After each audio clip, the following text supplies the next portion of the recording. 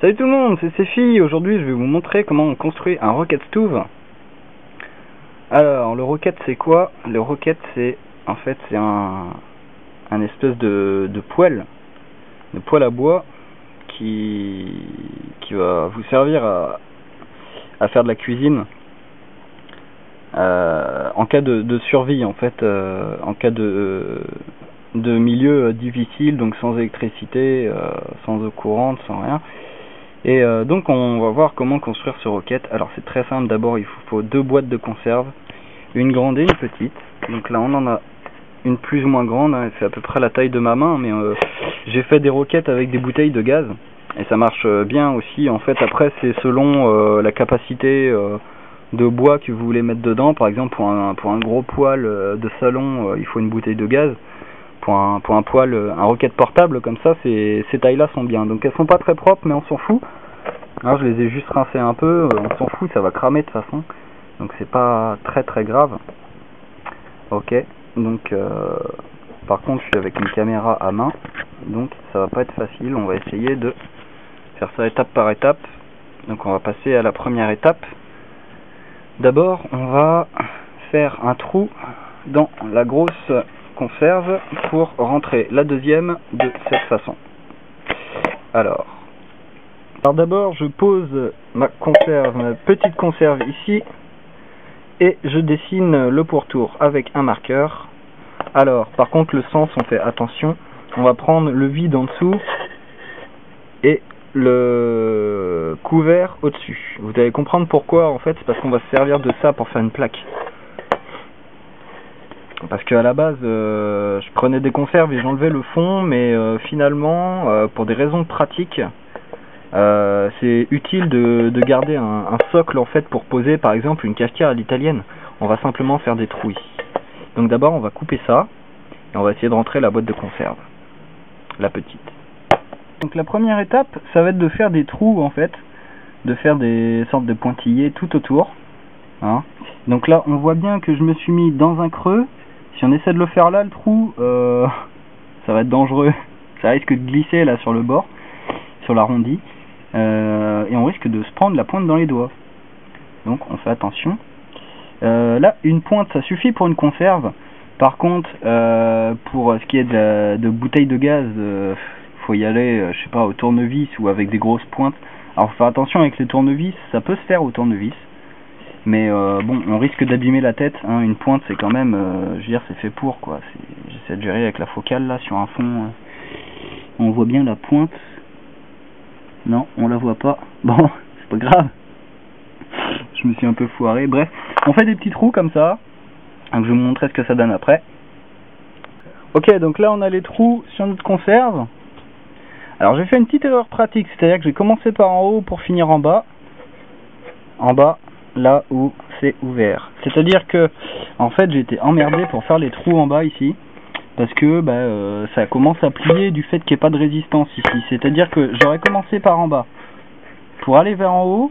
Ici j'aurais eu beaucoup moins de résistance et du coup ça n'aurait pas plié. Tandis que là je me suis un petit peu emmerdé en fait, j'ai dérapé avec les clous. Bon, c'est pas trop grave quoi. Bon voilà, c'est une petite erreur pratique aussi. Je pensais à un truc, c'est que je vous conseille de mettre des gants. Surtout si c'est la première fois que vous le faites, parce que moi j'ai l'habitude, donc voilà, je sais un peu comment ça se passe, je connais les points sensibles, notamment cette zone là, à faire très attention. Et puis à l'intérieur bien sûr, hein, les trous, une fois qu'ils sont faits, on voit bien, c'est très dangereux. Donc maintenant on a deux solutions.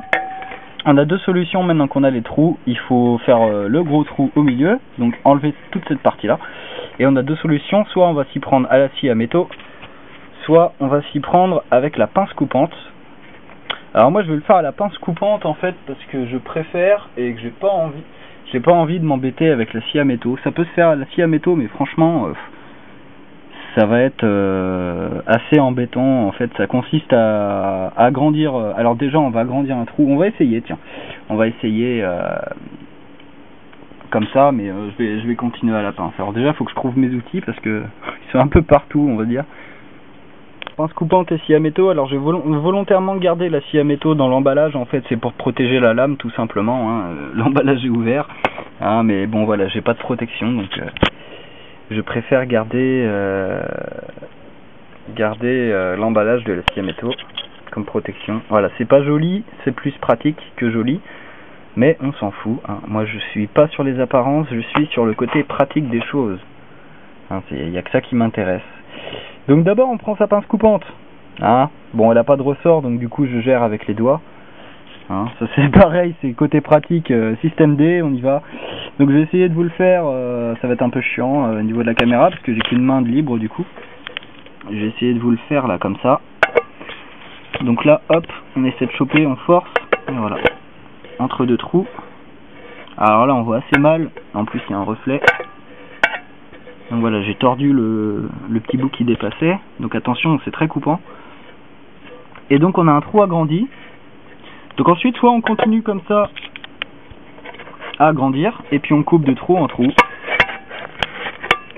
Alors je suis désolé, je peux pas vous le montrer là. Hop. Et puis on fait bien attention à replier, quitte à y mettre un coup de marteau. Alors soit vers l'intérieur, soit vers l'extérieur, mais toujours dans le même sens, hein, pour voilà. Vous faites attention à ne pas vous couper avec le bord là, ok. Sinon, on peut y aller à la scie à métaux. Alors, si j'arrive à la sortir d'une main, sans me couper, voilà. Donc bah c'est pareil, hein, même principe, hein, de trou en trou. Donc là on a agrandi un trou, on y va. Et puis voilà, et puis on coupe. Je vais pas vous le faire parce que ça va faire un max de bruit dans le micro, à mon avis.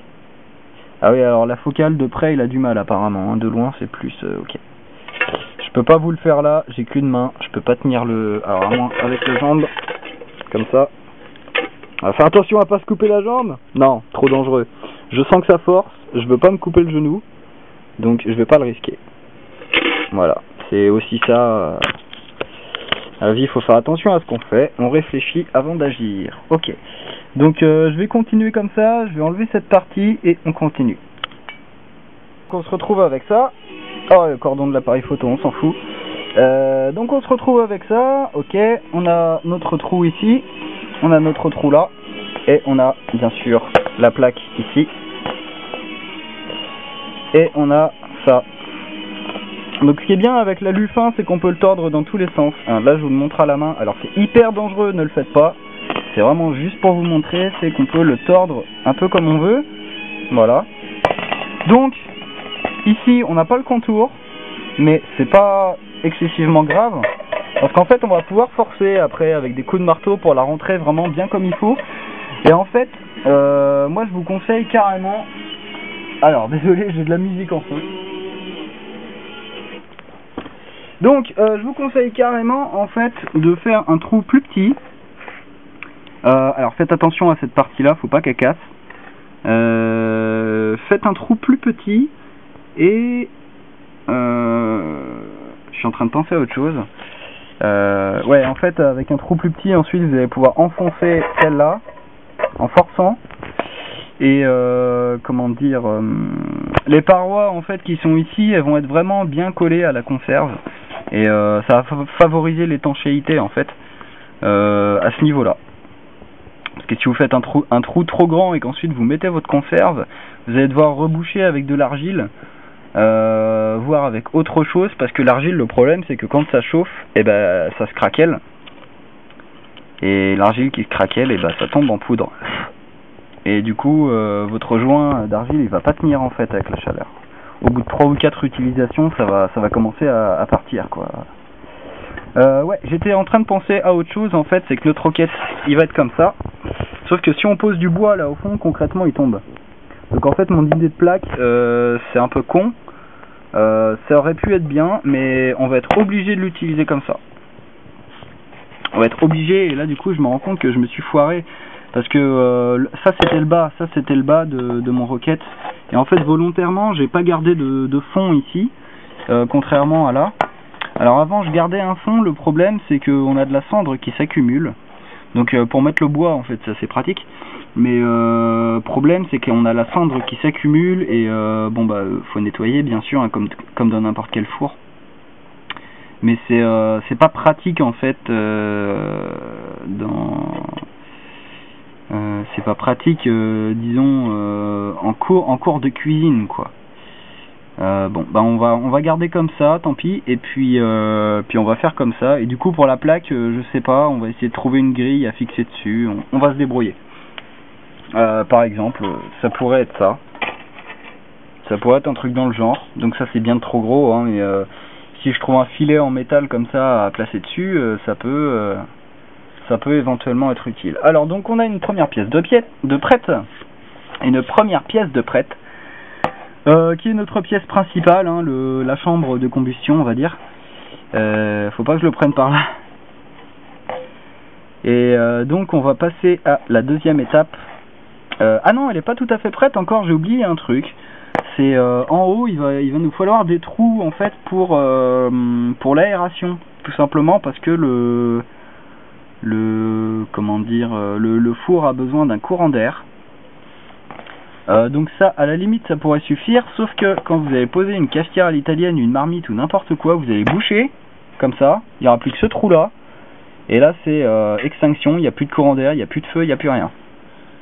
Et du coup, on va faire des trous en fait sur les côtés, ici, tout le long, pour que quand on pose quelque chose au-dessus, il y a toujours une aération à ce niveau-là. Donc on va faire ça, c'est parti. Donc je voulais rajouter en fait que, bon là du coup, là j'ai le haut, là j'ai le bas. On est d'accord? À la base, je voulais faire le haut ici en fait. Et du coup, je pensais me servir de ça, c'est-à-dire de faire une plaque avec ça, une plaque chauffante. Et en fait, l'histoire aurait consisté à faire des trous linéaires, enfin plus ou moins linéaires, mais disons à faire des trous, alors on va le faire en marqueur. J'aurais voulu faire des trous comme ça, comme une plaque, hein, bêtement. Voilà, donc là on a les flammes qui passent et la chaleur. On va le faire comme ça même, hein, pour que ça soit explicite. Voilà, donc là on a des trous.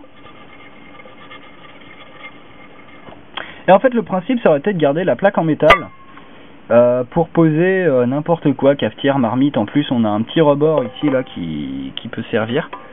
Donc ça aurait été pratique, sauf qu'il m'aurait fallu en fait les deux côtés quoi. Il aurait fallu une conserve pratiquement pleine limite et de l'ouvrir par le côté. Voilà. Donc à essayer plus tard dans une autre construction, on va dire.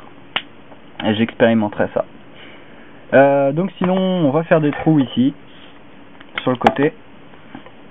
Bon après vous faites les trous de la taille que vous voulez, de la distance que vous voulez, c'est vraiment c'est pour l'aération, c'est pas là on veut pas couper en fait, donc c'est pas important disons la taille des trous ou quoi, la distance parce que tout à l'heure c'était bien d'avoir une distance proche en fait pour après avec la pince choper les deux trous et couper.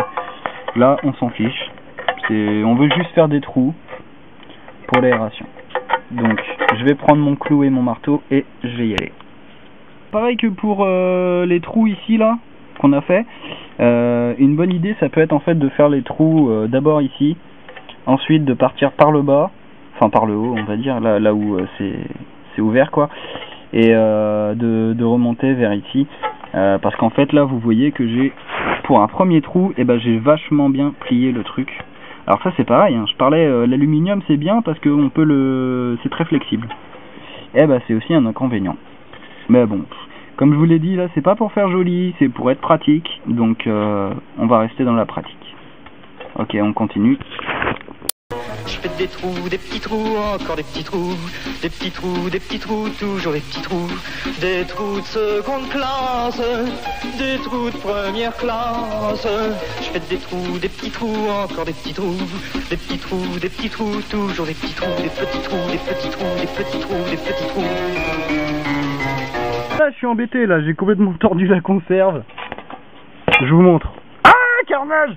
Alors comment récupérer ça? Parce que moi je m'en fous, hein, je sais faire. Par contre vous, ça peut vous arriver et vous vous dites oh merde, j'ai défoncé ma conserve. Alors avant de l'aplatir complètement, je vais vous montrer comment on la redresse. Donc tout simplement, on tape sur la pointe et c'est magique. Voilà, elle se redresse toute seule. Voilà. Comme ça. Je vais vous le refaire, donc là je vais la raplatir. Je vais vous le refaire de face. Après ces petits coups de marteau, c'est pas, hein, voilà, c'est de l'alu. Hein. Donc là voilà, on va dire que je l'ai retordu. Je vais vous le faire de face pour qu'on voit bien. Alors, j'espère. Putain, c'est n'importe quoi. Tremblement de terre. Ah! Je vais vous le faire de face pour vous montrer. Eh ben en fait ça peut le faire comme ça, hein, limite si je filme comme ça pourrait le faire. Enfin bref. Du coup, voilà, je vous montre.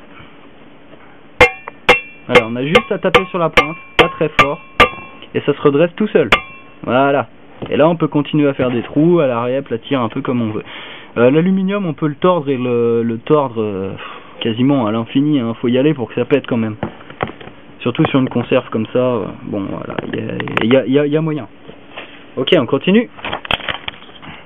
Donc maintenant on a nos trous, on a enfin la première pièce de prête.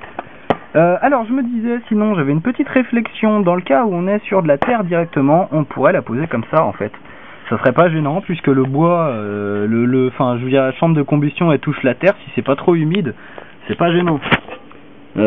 Par contre, si on est sur du carton, sur du bois, dans une cabane par exemple, dans une tente, n'importe quoi, on va avoir besoin de la plaque en dessous, voilà, parce que sinon le foyer il va tout cramer. On verra ensuite au-dessus comment on se débrouille, j'ai un tuyau et je vais essayer de le fixer, alors ça j'ai jamais fait encore, mais un tuyau d'aération en fait, qui pour que ça serve de chauffage en fait et pas de four.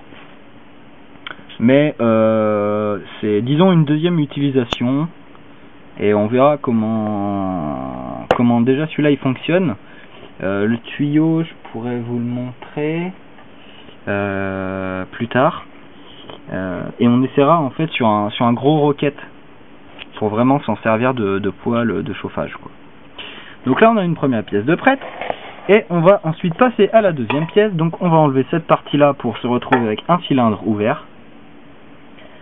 Et on va ensuite l'enfoncer comme ça. Donc à peu près, il n'y a pas besoin de l'enfoncer long, hein. Franchement ça suffit, c'est pour en fait tout simplement poser le bois et avoir, comment dire, ensuite on va avoir un courant d'air qui va rentrer comme ça et qui va ressortir comme ça et ça va alimenter le foyer à l'intérieur. Donc bah, c'est pareil, hein, même technique que pour là, on va faire des trous tout autour. Et puis ensuite on va couper ça à la pince. On a notre cylindre, alors pareil à faire très attention une fois que c'est coupé, c'est hyper dangereux. C'est carrément des dents quoi. Ah, si je vous montre, voilà, j'ai coupé comme ça quoi. Donc c'est hyper dangereux, là si je veux j'ai un shuriken, shuriken de fortune. Donc voilà, j'ai mon petit tas de pièces métal là, hein, faut faire attention. Donc voilà. On prend la conserve, alors là on voit qu'il rentre pas. Et de l'argent, attention. Hein. Donc on va essayer de carrément de couper en fait, de couper pour élargir un petit peu. Là ensuite on essaie de s'arranger pour écarter vraiment que ce qui dépasse. Donc là j'ai encore le bas à virer, j'ai déjà viré un peu le haut là, on le voit, j'ai écarté un morceau ici. J'ai écarté un peu aussi en haut, donc du coup ça fait des trous qu'on va devoir reboucher, on verra après. Et ici on voit que ça passe à peu près, donc en forçant ça devrait aller, par contre en dessous là ça va pas aller, donc on va encore couper un morceau. Ok, donc là j'ai bien écarté partout, avec la pince hein, bien sûr, surtout pas à la main. Alors là je vous interdis de travailler là-dessus à la main, c'est hyper dangereux, c'est coupure assurée. Hein. Donc, alors j'ai fait un premier test, elle rentre, normalement, voilà, si je vais comme ça, ça rentre pas. Par la gauche, par contre par la droite, on va un peu centré. Voilà, là on force un peu. Donc on fait attention, hein. On fait attention en forçant. Moi je vous conseille de le faire avec des gants. Hein. Moi je vous dis, j'ai l'habitude, je m'en fous. Par contre, moi je vous conseille de le faire avec des gants parce qu'on n'est pas à l'abri de s'enfoncer un bout de métal dans le doigt. Et une fois qu'il est dans le doigt, faut le retirer. Et pour le retirer, généralement c'est les urgences. Ou alors on sait se démerder un peu. Ah bon, alors j'ai fait un test, elle est rentrée, comment ça se fait en dessus là? Bah mince. Attendez, j'essaie de trouver l'angle. Voilà, c'est ça, hein, aussi, voilà. Hop, c'est bon, elle est dedans là. Elle est dedans, ok. Donc, alors on voit qu'on a quand même un gros fond, hein. On a un énorme fond même. Hein, j'ai quasiment, putain, j'ai la largeur de mon pouce quoi, c'est énorme. C'est pas cool. Bon, on va essayer quand même. Parce que du coup là, ce qu'il faudrait, c'est que celle-là elle soit tordue et qu'elle aille vers le bas. Ou alors, ouais, je sais pas en fait. Je sais pas, on peut essayer comme ça. On peut essayer comme ça. Donc là, on a notre roquette de base. Donc là, on a encore les trous. Hein. Là, on a toute la jointure à refaire. On va s'en passer pour l'instant et on va essayer de voir déjà si ça fonctionne avec du bois. Normalement, ça fonctionne. Je vais vous montrer simplement le principe d'aération quoi, du courant d'air. Donc voilà. Loin de la foule, loin de tous ces aliénés rêvant de sentir des fous. Je m'enfuis, loin, tourner ma bouille y'a pas moyen. Je méprise les chiens et leurs magouilles. Loin, loin, dans la nature. Loin de la ville, du béton je sature. Loin de cette caricature, au cœur de ma forêt. Enfin bien parmi les miens. Sissi Cro-Blanc, big up. Ok, alors on se retrouve dehors. J'ai été très surpris tout à l'heure parce que j'ai démarré le feu, il a démarré tout seul en fait. Alors si vous voulez, j'avais plus de batterie, j'ai pas pu filmer. Donc on va recommencer hein, tout simplement. Donc on commence avec de la paille. On en met au fond. On en met un peu partout en fait. Voilà, on tasse pas trop surtout. C'est juste histoire de la mettre au fond, hein, j'appuie. Là, hop, dedans.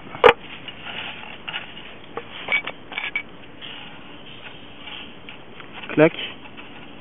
Donc là normalement on devrait avoir un bon départ. On peut rajouter du carton. Généralement j'en mets du carton pour l'allumage.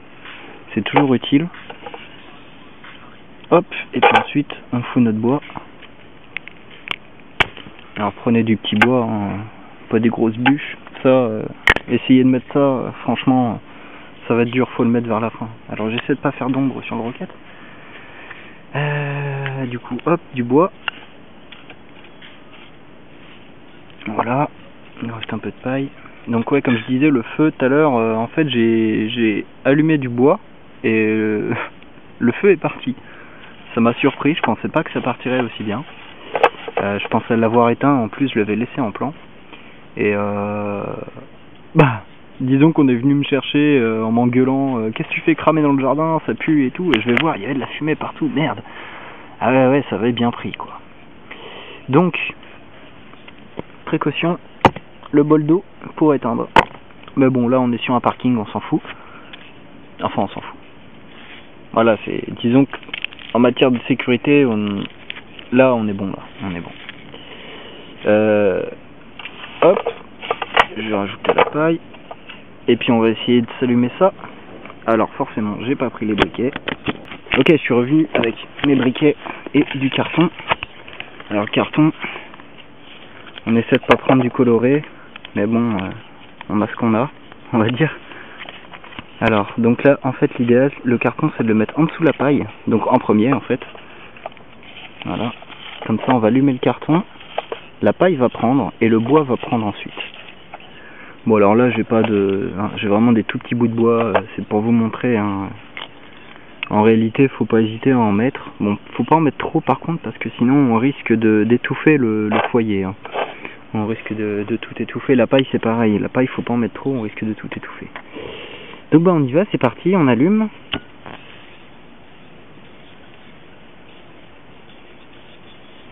Donc là c'est plus sur le feu en lui-même, hein, comment faire un feu en fait.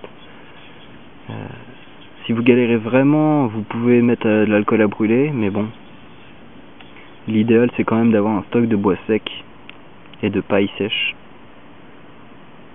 Pour éviter justement d'utiliser l'alcool qui peut servir à autre chose. De l'alcool ou de l'essence, hein, n'importe quoi qui crame. Mais bon, voilà. Donc là, on voit, hein, ça commence à s'allumer. On peut pas dire que ça prend, hein, parce que pour l'instant, c'est la paille qui s'allume. Donc quand c'est que de la paille, voilà, la paille, elle flambe, c'est normal. Par contre, après, quand il n'y a plus de paille, faut que ça continue de flamber. Si ça flambe plus, bon, faut se méfier. Ça va pas forcément marcher. Alors là, je vois que ça s'allume en dessous. On va mettre de l'eau. Voilà. Donc là voilà, il y a le carton qui prend, la paille qui prend. Par contre la paille je l'ai pas vu prendre. Alors, munissez-vous de un tube qui va vous servir à la fois de poussoir, de tisonnier, on appelle ça en forge, et qui va en même temps servir de soufflette. Voilà. C'est un tube de carillon là.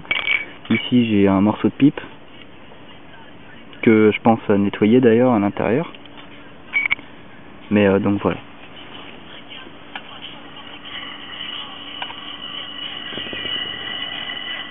Donc là j'essaie d'attiser, mais vous avez vu que j'ai éteint la flamme. Alors là, je sais pas si on voit bien, mais le bois, il a commencé à prendre un petit peu. Par contre, toute la paille s'est éteinte. Toute la paille s'est éteinte, il n'y a plus de carton, il n'y a plus rien. Donc là, on va dire que c'est pas super bien réussi comme allumage. Alors ce qu'on va faire, on a une petite braise sur le bois là. On va essayer de la garder, de la mettre dans la paille et de souffler ça pour rallumer un peu. Alors on va mettre un peu de paille au-dessus. Hop. Et puis on va essayer de souffler par en dessous.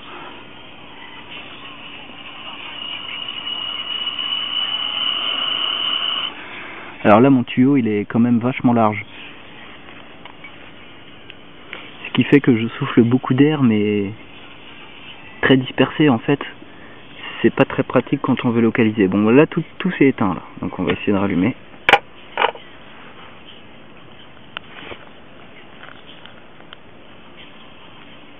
Donc là on a du bois dans la paille. Hein. Donc normalement quand ça aura fini de flamber, la braise aura pris sur le bois. Normalement. C'est con, ouais. Tout à l'heure le feu il a pris tout seul et là j'arrive même pas à le faire partir. Ah non. Bon. Je vais le faire partir quand même. Hein.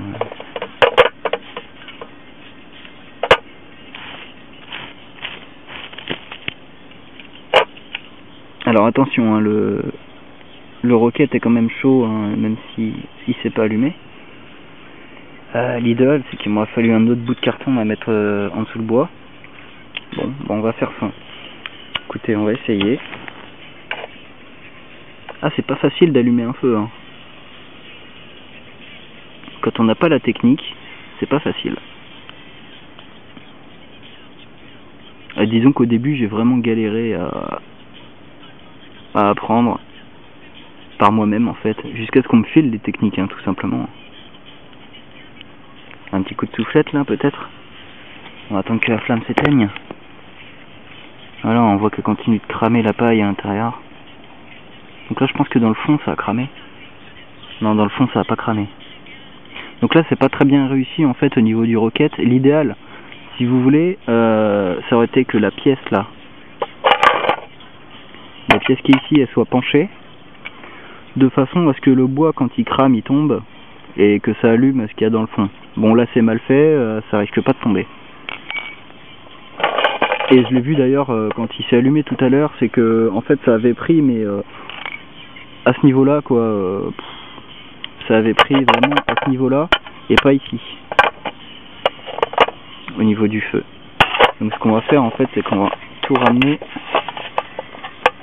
Toujours pour l'exemple, hein, ici on essaie de au moins l'allumage. De toute façon après c'est simple, hein, une fois qu'il y a de la braise, vous le poussez dans le fond et c'est bon quoi. Il y a juste à rajouter du bois, un peu de paille et du bois sec. Le bois sec il va vite cramer quand il y a de la braise. Après il suffit de balancer un petit coup de soufflette pour attiser et c'est reparti. Bon, j'ai pas assez bien allumé. Surtout que c'est déjà moitié tout cramé, donc bon, ça va pas trop s'allumer là. On va aller ramener de la paille sèche. Bon, sinon j'en ai juste à côté, mais voilà. Alors là vous voyez, on a un petit risque, c'est que le fond il soit complètement étouffé par les cendres. Donc si ça prend pas, je serais tenté de dire que c'est pour ça, mais ça peut être plein d'autres choses. Voilà, la paille. Alors on va essayer de mettre le bout de bois dessus. Bon là ça va, c'est pas trop chaud. C'est un peu chaud quand même. Voilà. On va essayer comme ça. Voilà. En allumant la paille. C'est parti. J'espère que j'enregistre toujours. Oui.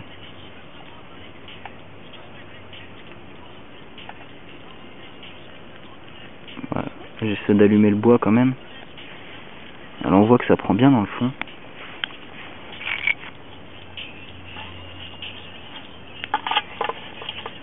Oui, c'est bien tassé. J'essaie de rapprocher là comme ça. Alors faire attention hein, quand on manipule le foyer. Hein, toujours faire attention avec les pièces métal, ça chauffe. Donc on peut se brûler les doigts à longue durée. Hein. Faire attention. Voilà, si on pousse là. Alors, je voulais vous expliquer aussi l'intérêt de cette pièce. C'est de se mettre en face du vent en fait. C'est-à-dire que être en face du vent, ça évite d'utiliser la soufflette. Là, en fait, c'est moi qui le fabrique, le vent. Mais quand vous êtes en face du vent, en fait... Ah, alors là, il a l'air de venir de derrière. On va tourner. Voilà. Ouais, je vois que ça s'allume dedans. Vous voyez ? Là, il y a le vent qui vient par ici. Donc, il attise tout seul le feu. Et là, vous voyez, ça s'est éteint parce qu'il y a un problème au niveau de l'air. Il aurait fallu être en bas, en fait. Parce que là, le foyer est en bas et du coup, il est plus alimenté par le vent. Donc bon, je pense que vous avez compris le principe de base. On essaie de se l'allumer dans ce sens, peut-être. Alors, on se cale. Ok. Là, je dois pouvoir voir dedans. Et on est à l'arrache, hein. Vraiment. De toute façon, le roquette, c'est un truc de blédard, donc, enfin, de blédard, n'importe quoi, de zonard. Donc, on est en mode zonard. On fait une vidéo de zonard. Allez, il faut que ça prenne là. Ah, je vous aurais bien payé le café, mais bon, ça va être un peu dur là.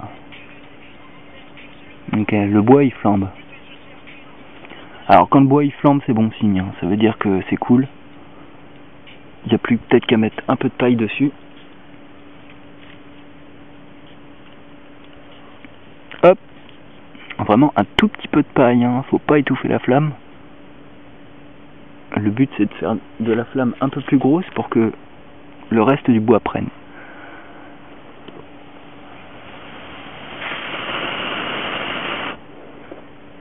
Alors quand on souffle sur la braise, elle blanchit. Et quand elle devient blanche, elle est... je pourrais plus vous donner les températures, mais elle est à très haute température. Donc c'est ce qui explique qu'on peut faire partir une flamme comme ça. Bon. Bah alors là, ça passe pas. On voit que j'ai une petite braise. Hein, j'ai une toute petite braise. Mais j'arrive pas à faire partir le feu, c'est dommage.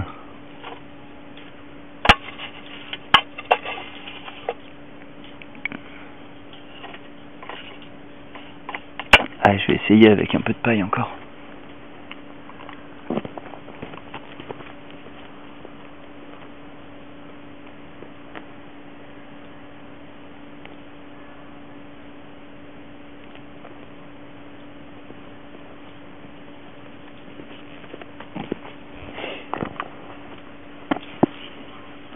Alors pareil, il faut éviter de s'absenter pendant un feu, c'est ce que j'ai fait tout à l'heure, c'est hyper dangereux. Parce que là, si le feu il part et que je me barre, bon bah, c'est de la conserve. C'est un bon système de sécurité, hein. Franchement, moi je préfère faire un feu dans un roquette que par terre avec des pierres. Je veux dire, il y a de l'herbe séchée à côté, c'est mort quoi, c'est hyper dangereux. Donc franchement, je préfère faire ça dans un roquette. Bon, hop, j'ai mon tas de paille. On va remettre derrière. Sans bourriner trop. Alors après, j'ai peut-être pas assez de bois non plus, hein. Ou peut-être que mon bois n'est pas assez sec. Alors tout à l'heure, j'avais du bois de palette, mais bien pourri. Mais vraiment pourri de chez pourri. Carrément bouffé, en train de moisir et tout. Et en fait, le bois de palette, bah, c'est ce que j'ai là en fait. C'est traité. Alors si ça a bien pris, je pense que c'est le traitement en fait. C'est le fait que ça soit traité. Bon bah on va essayer sinon avec le gros bout de bois là comme ça. Alors on va le rentrer par devant et on va le faire sortir. Clac.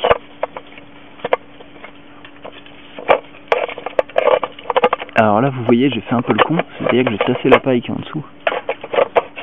C'est pas terrible. Donc là quand on met des gros morceaux de bois comme ça direct, faut y aller au carton, hein. Faut pas hésiter. On va essayer. En espérant que ça marche. Parce que bon, j'ai pas que ça à faire non plus, hein. Voilà. Donc tout à l'heure, j'avais allumé directement le bois. Là, ça a fini par partir.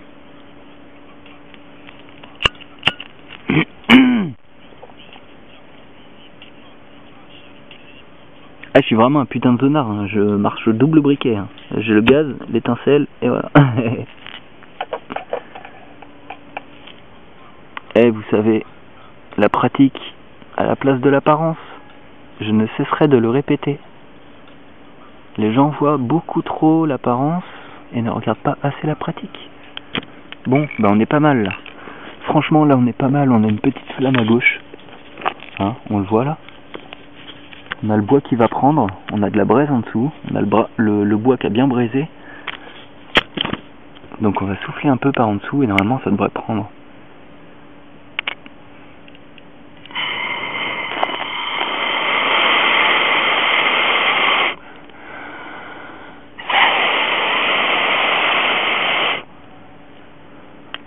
Un peu de paille en dessous.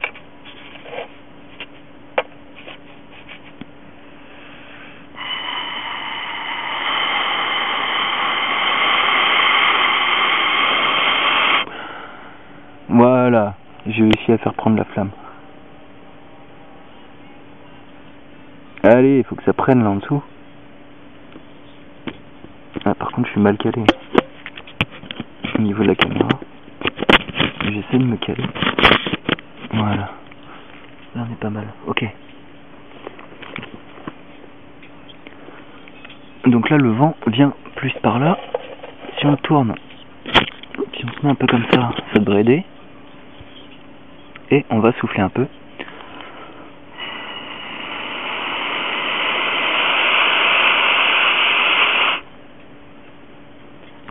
Alors faut pas souffler trop fort d'un coup, hein. Faut y aller vraiment progressif. Ah, ça commence à me piquer les yeux. Ça c'est le truc aussi du rocket. Quand on fait du rocket comme ça, on perd sa sensibilité un petit peu au niveau des yeux, au niveau de la douleur je veux dire. Parce qu'à force que ça pique les yeux, on sent plus rien.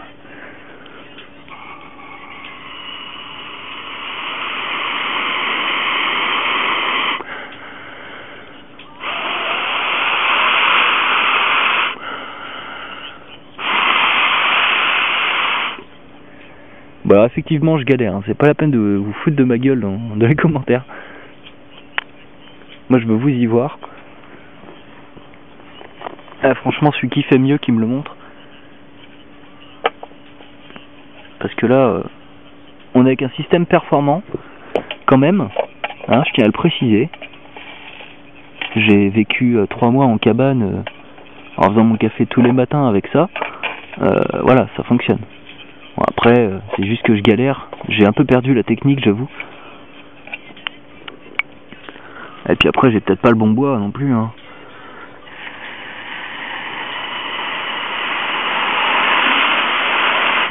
Voilà. Faut pas hésiter à rebalancer de la flamme, hein, le temps de l'allumage.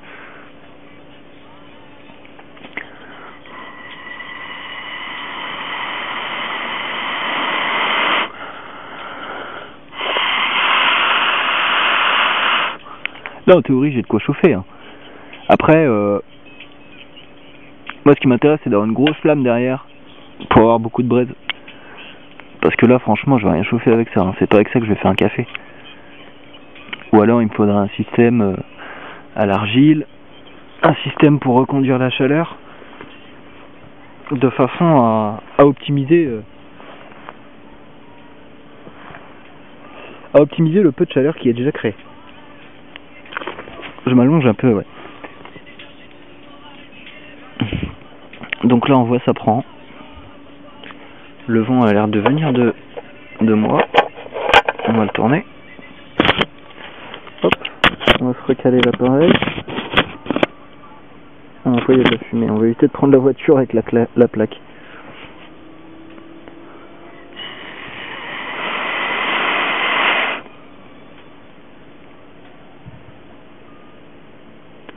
Je reprends ma respiration.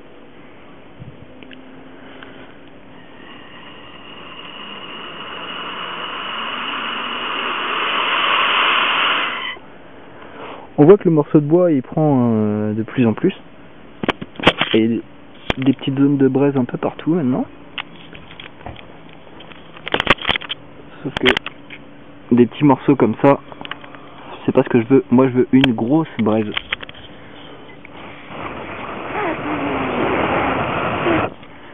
Bon là j'ai soufflé directement avec la bouche, c'est plus efficace. Après c'est un peu comme vous le sentez. Alors c'est pareil, il faut faire super gaffe quand on touche le bois. C'est chaud.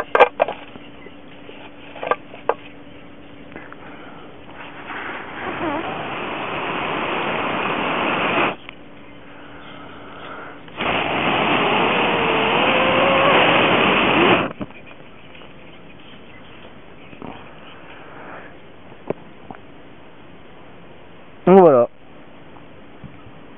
Il suffit de faire prendre le feu comme ça.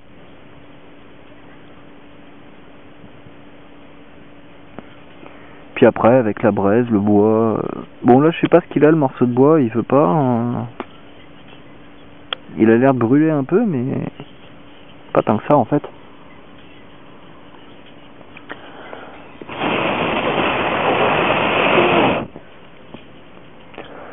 Voilà, donc je souffle, hein, il y a de la flamme, ça brûle. Et puis le feu va finir par prendre comme ça en fait. Petit à petit. C'est pareil, hein, faut être patient, faut pas... voilà, si vous n'êtes pas patient, vous allez foutre l'alcool à brûler direct. Si vous êtes patient, vous allez apprendre des techniques. Et vous allez voir que, ah bah tiens, comme ça marche, comme ça marche pas.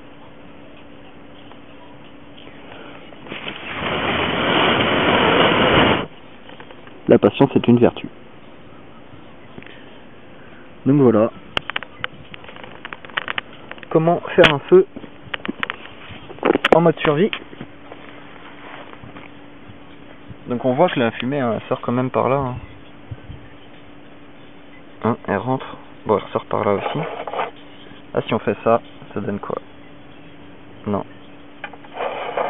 Le vent il vient comme ça. Donc l'idéal c'est de se mettre comme ça. Et généralement quand vous avez un bon vent, la flamme elle reste en fait. C'est toujours attisé en permanence. Tandis que là vous voyez, hein, il faudrait que je souffle tout le temps en fait. Après c'est comme pour le barbecue. Donc tiens, en parlant de barbecue justement, alors après on peut se débrouiller soit avec des pièces de métal comme ça pour caler, soit on a une marmite qui vient se caler directement, soit on a un truc plus petit. Alors là si je voulais mettre une cafetière, je pourrais la mettre comme ça, la cafetière. Sinon il y a des techniques comme utiliser soit une pince à manche métal, soit on se cale des pièces comme ça, et puis on met son petit truc, et voilà. Donc le feu de survie, c'était Céfi. Une fois qu'on a fini, l'eau, on éteint tout, et voilà. Après il n'y a plus qu'à vider. Donc là par contre ça va, il est pas chaud. Je vais pouvoir le vider, mais généralement faut attendre. Quand vous avez démarré un feu dans un roquette, vous amusez pas à le vider tout de suite. Vous allez vous brûler. Donc on le vide, voilà. Par exemple au compost, hein, c'est du bois. Alors si vous utilisez du bois traité, faire attention. Notamment le bois de palette, qui est du sapin, du pin plutôt, traité. Et par contre, si vous coupez du bois, si vous avez, je sais pas, si vous avez une cheminée, vous n'avez pas besoin de roquette. Mais si, je sais pas moi, vous avez moyen d'avoir une réserve de bois, tout simplement, sous une bâche, n'importe quoi, profitez-en. profitez-en, faites attention à ce que ça pourrisse pas et gardez-le parce que ça va vous servir plus tard, hein. Quand il n'y aura plus d'électricité, si jamais ça arrive, quand il n'y aura plus de gaz, si jamais ça arrive, le bois on le trouve partout, hein, les conserves c'est pareil, on va en trouver partout. D'ailleurs aujourd'hui c'est le jour des poubelles jaunes, vous savez quoi? Alors moi je vous conseille le jour des poubelles jaunes, vous allez faire quelques poubelles, vous chopez 2-3 conserves et puis allez-y, hein, construisez-vous en roquette, quitte à ce qu'il reste dans un coin à ne pas servir. Mais au moins vous l'aurez de côté, et le jour où c'est panne d'électricité pendant 3 jours, parce que je sais pas moi, il y a une centrale qui a pété, un truc comme ça, vous pouvez faire la cuisine. Voilà. Donc c'était Céphie, et je vous montre le petit dessin de mon briquet là. N'oubliez pas, l'amour est la clé.